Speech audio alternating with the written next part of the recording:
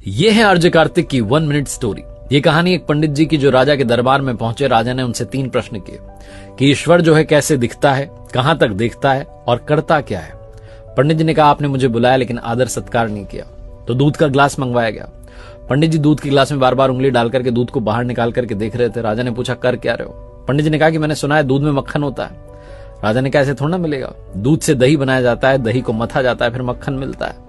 पंडित जी ने कहा ईश्वर भी ऐसे थोड़ा ना दिखेगा, आत्मा को पवित्र करना होगा नियम से, ध्यान से, अभ्यास से, तब परमात्मा दिखाई देगा। राजा बड़ा प्रसन्न हुआ जवाब से। उसने कहा दूसरे प्रश्न का जवाब दीजिए। पंडित जी ने कहा कि मोमबत्ती मंगाइए। एक मोमबत्ती मंगाई गई, उसको जलाया गया। पंडित जी ने पूछा बताइए कहां तक रोशनी जा रही है। राजा ने कहा कि हर तरफ जा रही है, चारों तरफ। पंडित जी ने कहा बस यही, परमात्मा भी चारों तरफ देखता है, हमारे हर कर्म का हिसाब उसके पास है। फिर राजा ने कहा कि तीसरे प्रश्न का जवाब दीजिए, ईश्वर करता क्या है। पंडित जी ने कहा आप गुरु बनकर के पूछ रहे हैं कि शिष्य बनकर के। राजा ने कहा शिष्य बनकर के। तो पंडित जी ने कहा कि आपका गुरु तो नीचे खड़ा हुआ है। तुरंत राजा ने पंडित जी को जाकर के सिंहासन पर बैठाया और खुद नीचे जाकर खड़ा हो गया। पंडित जी ने कहा आप बतलाने के लिए रह क्या गया है, बस यही तो ईश्वर करता है, पल में राजा को रंक और रंक को राजा बना देता है।